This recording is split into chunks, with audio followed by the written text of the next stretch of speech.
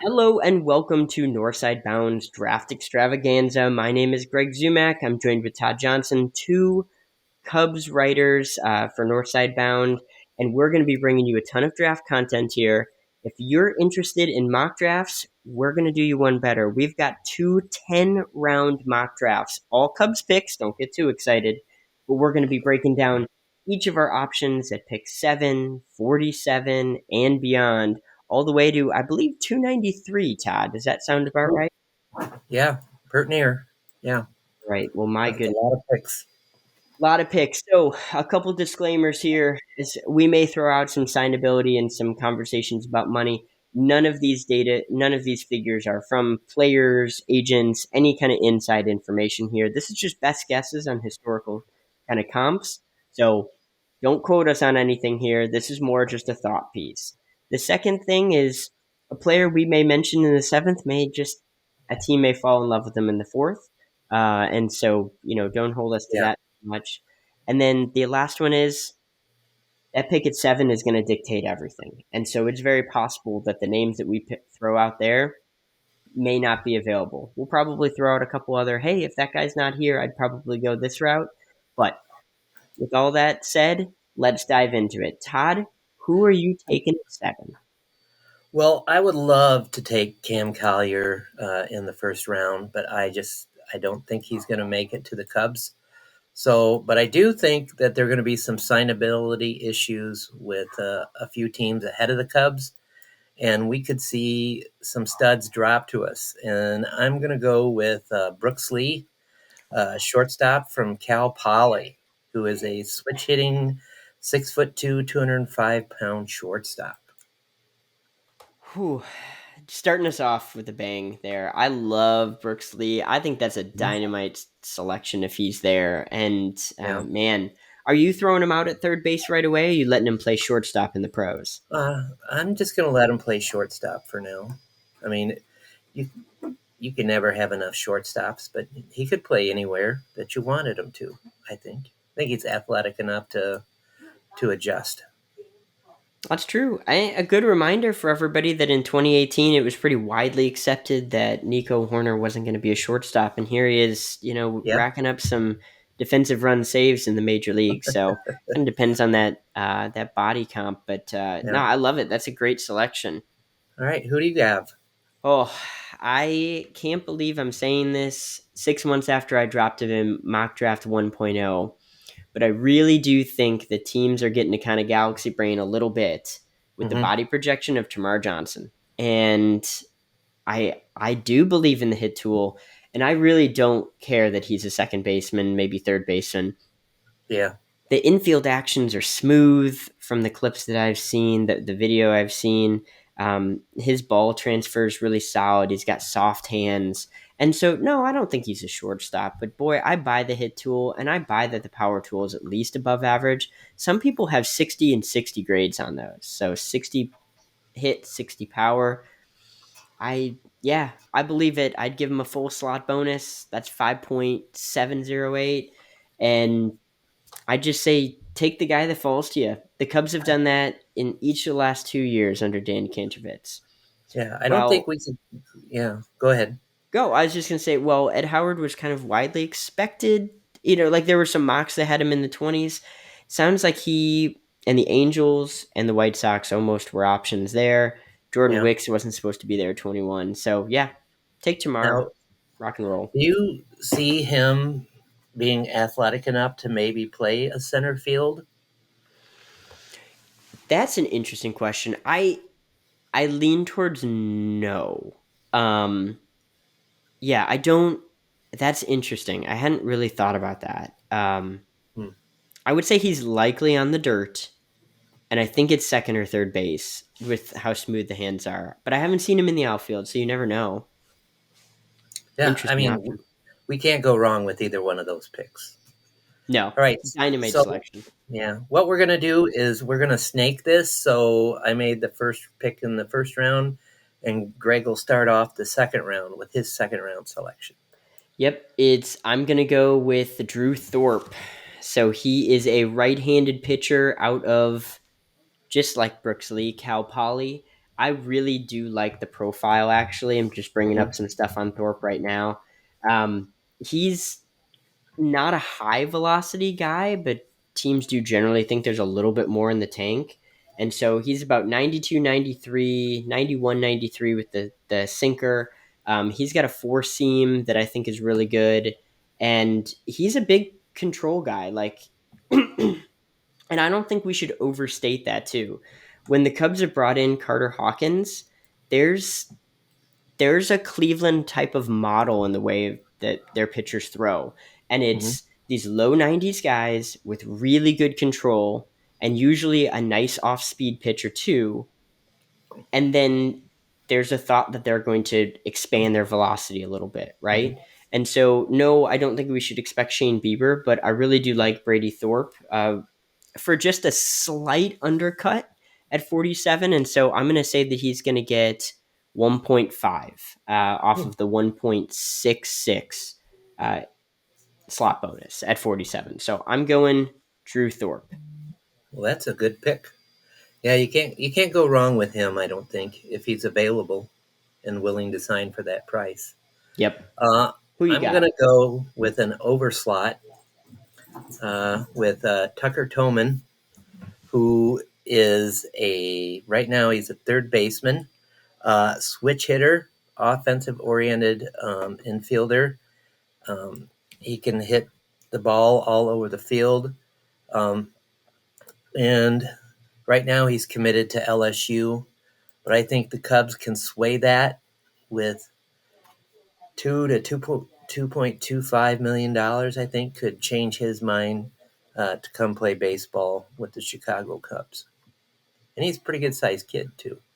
So He's a good yeah, sized kid. I've got a first round grade on Tucker Toman. I cool. love that pick. I would be over the moon if they landed Brooksley and Tucker Toman back to back. So Todd, I think you've absolutely nailed that one if they can get it. Nice. Yeah, hopefully they can find him.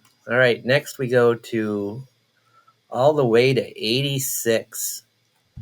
And I've wavered about this quite a bit. Um,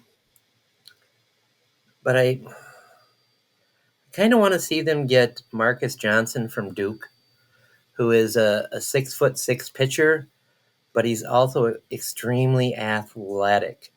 He had a 3.05 ERA this year and moved into the starting role and became the Friday night starter. And he can get up into the mid to upper 90s, and he has a nice low 80s slider and low 80s changeup that complement him. But what I really like is that he's still pretty lean and he can fill out and even gain more velocity. And he's huge at 6'6", but he's also extremely athletic at 6'6". Yeah, that's a fun one. I think Marcus Johnson's really good, and if they, are you giving him like a full slot deal? Do you think at three or? Yeah, I really didn't put much thought into that, but it would be pretty close. Yeah, Yeah, yeah, quality, especially with the lack of college arms. I think teams are yeah, going to look at that guy and think, yeah, we could make him into real dynamite pitcher and a starter profile too, which is really nice and yeah. kind of hard to find in this class. All right, I'm digging it. For my third round pick at 86, yeah, 86. I almost said 87, but 86 is actually Oregon's shortstop Josh Kasevich. Oh, He is nice. one of the I've seen him a few times this spring. One of the contact leaders in the class. He's got I'll avoid the specific numbers here, but a contact rate north of 90%, which is really good, about 18% higher than average on that. And then also he has a hard hit rate that's a little bit north of league average. So it's not a huge hit, but he can drive the ball. He's got good exit velocities. Honestly, what he struggles with is the fact that he hits the ball inside out too often to Oh, the right hand side, but he hits the ball decently hard. He needs to pull the ball and he needs to barrel the ball. I've seen him barrel the ball a couple times in person, so admittedly I might be swayed because I've seen him absolutely turn on a pitch, crank it for a home run. I I've seen him make some pretty solid plays at shortstop as well, moving to his left, moving to his right. I think if Josh Katsevich is there in the third, I think you give him a full slot deal, and I think you just take a really quality shortstop and bring him up the ladder. Good. All right. I've lost where we're at. All right. This is Well, I'm fourth leading off round. the fourth There we now, go. and Okay. here's an interesting one. This is my Yeah. first like big over slot deal, and that's Oh yeah. Jackson Hunt. We've talked about him Oh before. yeah. He's had a big time showing out at the Super 60 event this past February. Stuff kind of pulled back a little bit off of that, but I don't know that there's any concerns about injuries. He's a left-handed pitcher out of North Carolina, Billy Swoop's area, Midland Deese's area, and I think if they saw him at the right time and you still kind of believe in him as a player, this is a guy that shows four above average pitches with maybe one or two of them being plus at his absolute peak. Cubs love left-handers and they love players from that area. And I think you just give Jackson Humphreys. I've got him set up for $1 million bonus, which is very similar to what Drew Gray got last year. Yeah. So I think a little bit of the shine's fallen off of him, but I still think you get a really, really, really good player. He's committed to Campbell. So again, just totally a guess here, but I think they can buy him out with a really solid deal and get him into the development program. Yeah. He was one of the three or four finalists that I had for this pick here, but I didn't have him as like an overslot. You think that it's going to take a lot of money to keep him? At the fourth round, yeah. So at the fourth round, we're talking about 500K, and I could see him needing a little bit more than that. Drew Gray Okay. got 900,000. Maybe Humphreys can be bought out for a little bit lower. That'd be great. That just leaves Yeah. money. I was kind of being overly generous for some of them. I will say again, these are not from players or agents, but I have heard that a lot of the prep pitching has some higher asking prices. Like I won't Yeah. specify, but some of the Pacific Northwest arms, I was hearing some numbers that I was like, oh, that's like first round money. Oh Yeah. boy. So with that being said, I just kind of think it'll all filter down a little bit. And Yeah. yeah, I could see Humphreys needing a little bit of a pay raise. Yeah. And I'm going to have another overslot later, which is going to be a Oh, similar situation. okay. A little All right. surprise on me there. A little bit. I'm just trying to mix it up. Just trying to mix it up. Yeah. All right. Who you have for four? Well, I had it narrowed down to five players. I had Cassius Thomas from Sierra Canyon, California, a prep pitcher.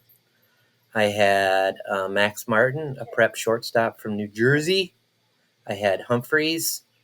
I had Ben Joyce from Tennessee, who I don't think will be there. I think somebody's going to bite on him. So I'm going with the first strictly DH selection in Cubs history, and that is Ivan Melendez from the Oof, man. University of Texas. What a bat. Holy cow, what a bat. Yeah. Oh, man. What So do you yeah, like about Melendez? I mean, I love he him. hits bombs. That's what I like about him. And he hits for average too. So, I don't see him really needing to play a position in the minors. They can just throw him out there at Myrtle Beach in the middle of August and let him hack for a month, and then he'll be at South Bend next year. So, Oh, man. I got to admit, maybe I'm even a little bit more bullish. I think he starts at double A next year if that's the oh really? situation. Oh, yeah. I think this year you kind of don't really worry about it too much. But I mean, we're talking big time power, but actually surprising amount of contact, right? Like that's Yeah, slightly above average contact, and then I mean just hits absolute bombs. yeah, Yeah, boy, if he's there at four, I think that's a no doubt pick. I don't think you overthink anything. You just run to the table, you pick that up. yeah, Boy, Melendez would be fun. All right, yeah. so who are you He's taking? ranked. Yeah, What is it? Baseball America has him like in the 180s. Oh man, I do not get that. I know, As a neither. total aside, okay, so as a total aside, here's my like Ivan Melendez soapbox is that I look at what Melendez does and I look at what Jacob Berry does, and I realize that like I think you've said this, you could probably throw Berry maybe in left field or whatever. Like I mean, he's not strictly a DH, but Yeah, I'm not overly optimistic about the offense. And would I take Jacob Berry in the top 10 or would I take Ivan Melendez even like in the second? and I would take Melendez in the second, right? Like Yeah. I don't think the bat's that different No. for a top 10 pick versus like a guy in the second or third or maybe even in the fourth. I don't know. That's me. Maybe I'm not consensus on that, but like Melendez is just Yeah. a killer bat.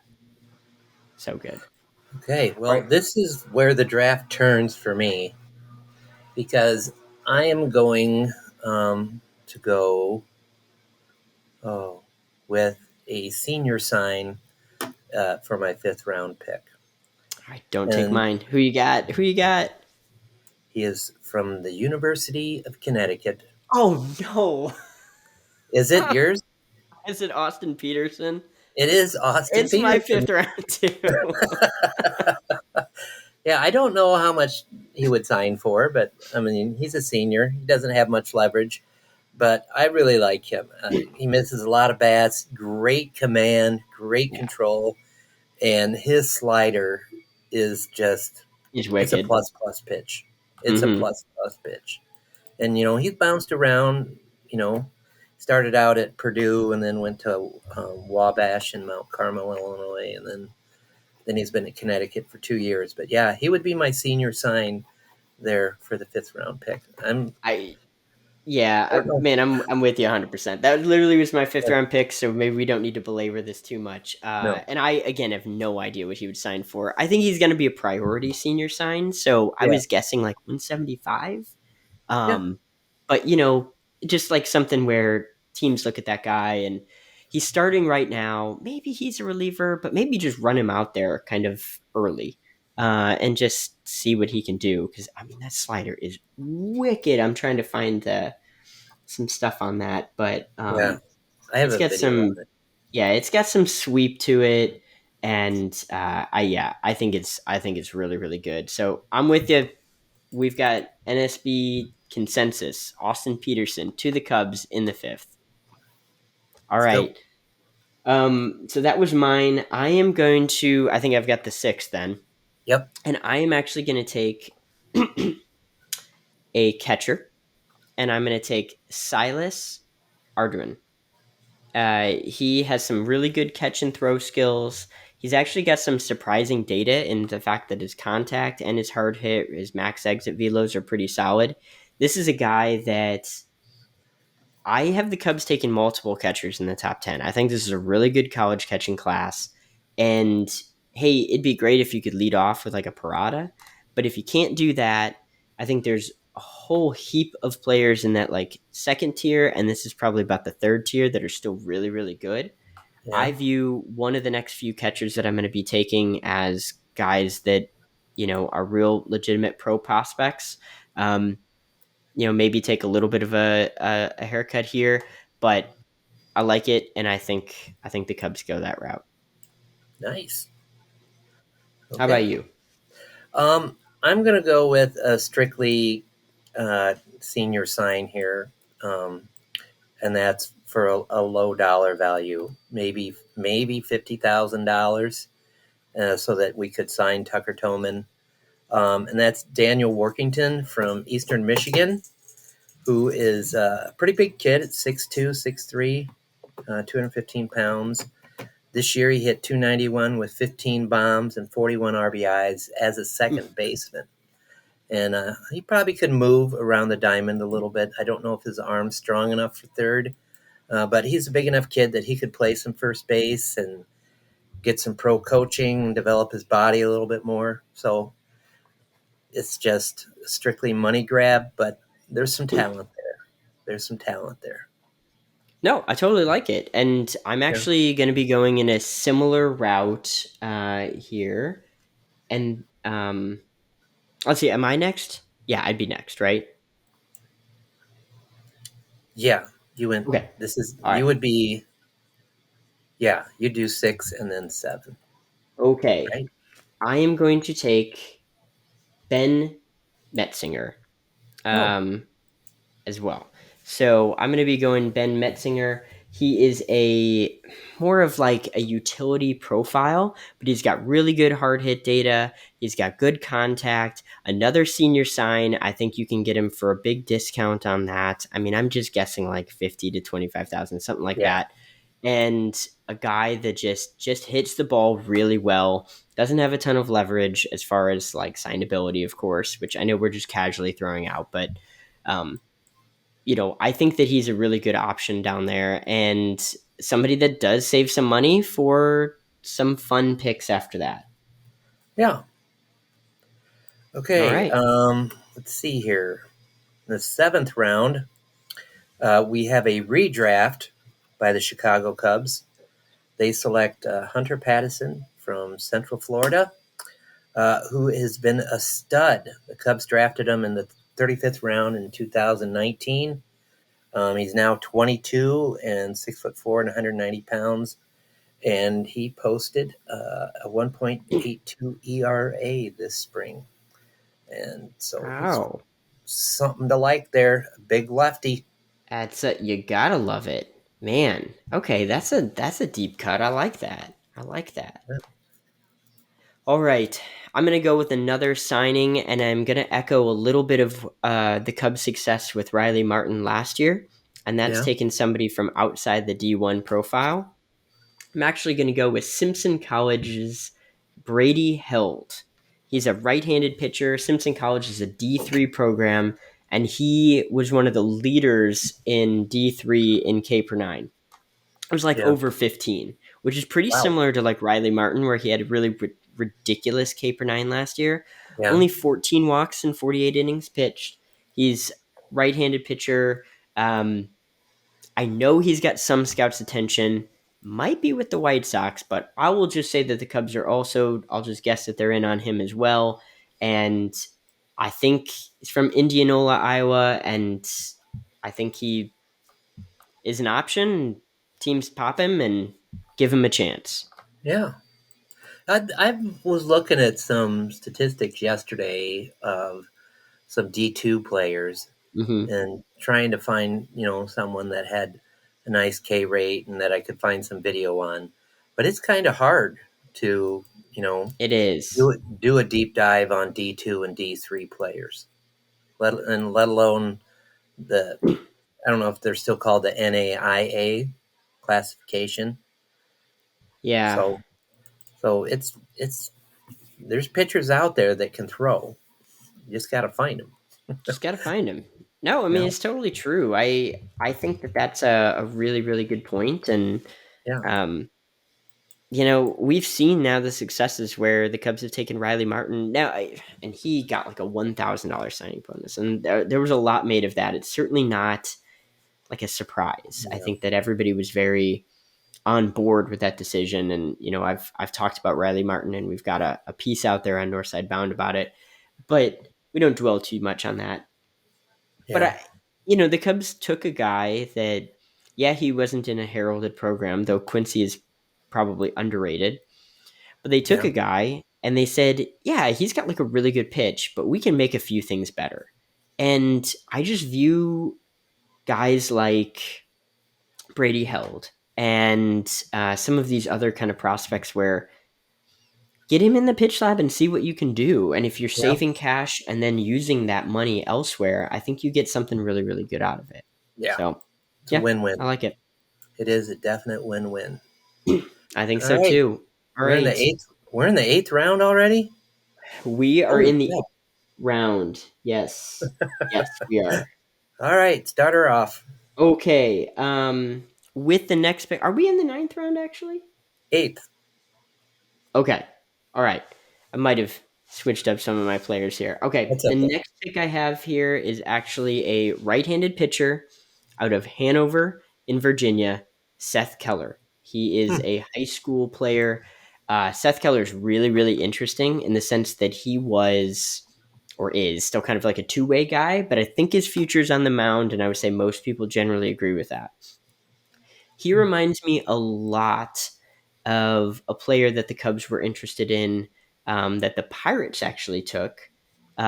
Jones, a right-handed pitcher, in 2020, and I really just loved his overall profile. The Cubs were kind of rumored to be around there. He's a shorter guy, so he's not really like a big, tall, projectable one, but big time velocity, quick arm.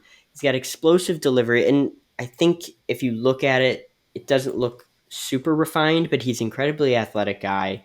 And then he's got some breaking pitches, and he's flashed a few changeups. So I think this is another overslot guy. Oh, Also, not yeah, but not a maybe not as much of a huge overslot. He's set to go to Old Dominion, so I just kind of buy again like Campbell that maybe with an aggressive deal you can get him into the system, banking on athleticism, going from a two-way guy to just pitching, and then just overall like a high makeup, high character guy, which I've heard pretty decent things about Seth. So I think that this is kind of just another opportunity to go upside here, and that's where I'm rolling. yeah. You I also went with kind of an overslot at the eighth round as well. all I right? went with a catcher from Altamonte Springs, Florida, by the name of Luke Hyman, who will All be right. he'll be 19 at the draft, but he has big time power potential.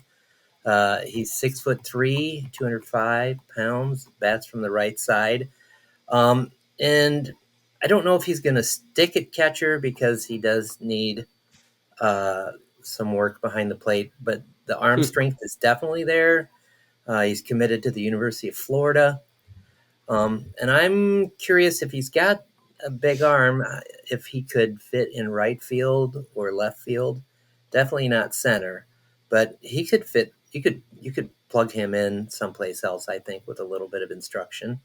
Um, but he's one kid that I really like, I and I dig think we that. could take that maybe a few $100,000 over slot could persuade him to come to the Cubs instead of Florida.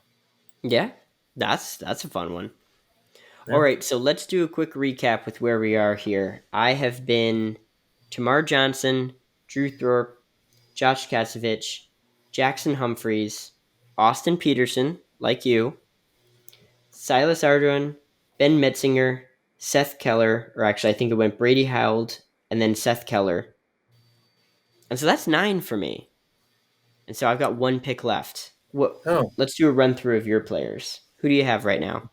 I had Brooks Lee, Tucker Toman, Marcus Johnson, Melendez at 4, Peterson at 5, Workington at 6, Pattison at 7, and Hyman at 8. I have Maybe 8. we skipped you. I think we skipped you for another pick then. Who do you have for Okay. 9?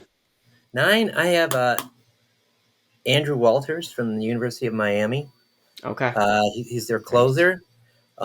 He's a big kid at 6'4". He's been up to 98. Throws a lot of strikes, and he's really a two-pitch pitcher at this point. But if you're going to be a closer in the low minors, that's all you need to succeed. And the Cubs can work with him on that third pitch. And I think that's the key is if they have something that you can build on.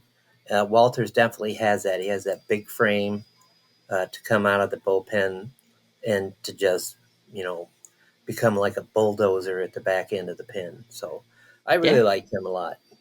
Huge that's velocity. fun. So yeah, Anytime at this time of the draft, you can get, a guy that you feel really good locking in to 7th, 8th, ninth. I mean, I think that that's still a big win here. yeah, College pitching isn't like super deep this year, but, there's definitely some arms there. And a lot's been made of like certain demographics and narratives, but like there's some really good players in this draft. So yeah, I dig that. I dig that a lot.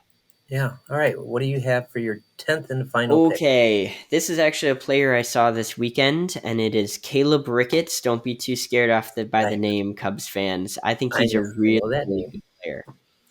So he is a catcher out of San Diego. So he just played in the regionals. He looked really solid. A good catch and throw guy. He's got 14 or 15 caught stealings this year. And there's a few interesting notes here. So one, he's not getting a ton of buzz. Like you're not going to see him on prospect lists, and I'm actually not really sure why. I'd have him easily like in my top 300 or so. Though I'm not going to like formalize that too much. He's a guy with slightly above average contact, good hard hit, again above average on that.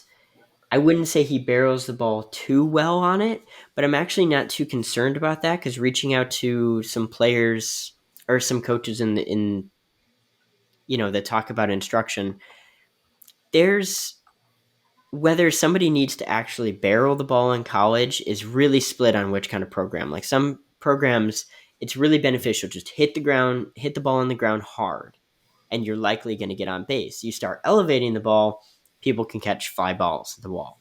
And so I'm less concerned about the barrel rate. I think he's a good catcher, slides in there kind of right in the 10th round. And what's interesting about him is he had enough of an arm and a presence back there that in Friday's game against Vanderbilt, San Diego was up by one in the ninth inning. Enrique Bradfield Jr., who at the time was 43 for 43 in stolen bases and one of the top players in the 2023 class, he's amazing, um, got on first base on a walk. Every single person in that park thought he was going to steal, and he didn't. And Yeah. you've got a guy that is perfect in steals, is one of the fastest players in college baseball, and he didn't test the arm. If there was any question at all about that arm, he was gone. He would have been at second Yeah. and probably third, and didn't on either one. I'm still baffled by it. I think I would have done it regardless of like Pudge Rodriguez could be back there, and I think I'm still Yeah. taking my chances. Yeah. But it's it was amazing. I was pretty surprised. So I'm buying in on Caleb Ricketts. I think the Cubs could pop him here in the 10th, give him right about like a slot bonus, which is just a shade over what he could get in the 11th to 20th rounds. But I think some team is going to get a really good player. And if I was the Cubs, I would be them. I would do it. Yeah. I like that pick. I'm rolling with another reliever. I'm getting a lot of relievers today, but that's okay. It's all right. I'm rolling with the closer from Louisville, Michael Prosecki, Oh, yeah. who is a lefty. He actually has more of a starter's profile in that he has mainly this year he went four seam and slider. He does have a changeup and a curveball, but what sets him apart is he actually did really well in the Cape Cod League last summer. Was one of the best pitchers in the Cape, and wound up as the closer for the champion Brewster Club. And so the Cubs can work with him on maybe, I don't know, a spike curveball that he Hmm. could actually um, have more than just the fastball and the slider. So I'm thinking, get as many high powered arms as you possibly can was my goal today. So, and I think I did I that. dig it. That's Yeah. awesome. Yeah, no, that's really good. I think I had a handful of arms. I think you went more arm heavy, but you know Yeah. what? Like when you can get them, and you basically can't have too many arms. So I like it. I think that's really good. Todd, I think we've got a mix of high upside and Yeah. some good like floor in here in each of our selections, and I'd be pretty happy with either one. I'll be honest. A lot of strategy involved in this too. A lot of I, strategy. Well, Todd, what do you want to plug any upcoming draft pieces that you have coming your way? well, on Saturday I have some senior signs that the Cubs could go after. I think I profiled four of them, including a couple DH properties. Love But I it. also have a little surprise for day three of the draft. Um, One of the guys the Cubs could redraft, I think, hit over 400 this year at Division II Colorado Mesa, and that is Julian Boyd. I think might be a sleeper for day Oh, two, and he's oh an yeah. athletic outfielder that they took back in I think 2019. So That's a deep cut. that is a deep cut, but to be honest with you, anybody on Colorado Mesa hit over 400, so that's No a pretty insult to any of the Colorado Mesa folks that are no. listening here, of They had course, today. some kid hit like 480 for the year on that team. So yeah. Is Colorado Mesa also at elevation? Hmm. Yeah. Oh man, So, that ball but must just fly. but yeah, Boyd's he's not a big home run hitter, so he's line drive hitter. So I love that's it. good.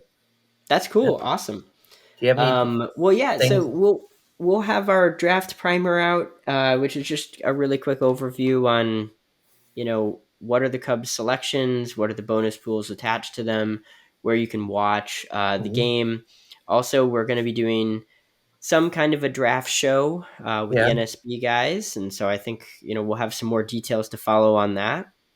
And I'm probably going to write up my 10 rounder. I think that's it's been a fun thought piece, and so yeah, I really just as I've kind of worked on just going back and forth on names. Todd and I were talking even earlier, and man, I was like just just finagling like the seventh and eighth rounders, just really trying to figure out what I wanted to do. It's just a fun thought piece, but I think I'll yeah, be doing that. And probably my big surprise here for the audience is that we'll actually have an interview just in text format in an article with Dan Kanchovitz coming up very soon. So, of course, we're not going to be diving into players. That was never going to be something we were going to talk about. But he was nice enough to take a few moments to talk just some overall broad concepts about the draft that I think are going to be yeah. really cool. And that piece will be debuting here fairly soon. We just got to, Do you, do you he's a think little busy right now. Hawkins is going to have um, much of an influence in the draft, or what are your thoughts on that? Yeah, so no inside information. I haven't talked to Dan about that, Dan Oh, Kendricks, but I think so, right? Like I think the yeah, Cubs brought in Carter Hawkins for a reason. So when I've been trying to think of players, I kind of have been thinking of who are pitchers that fit within like the previous Kantrovitz model, while also pitchers who fit somewhat into the Hawkins Cleveland model.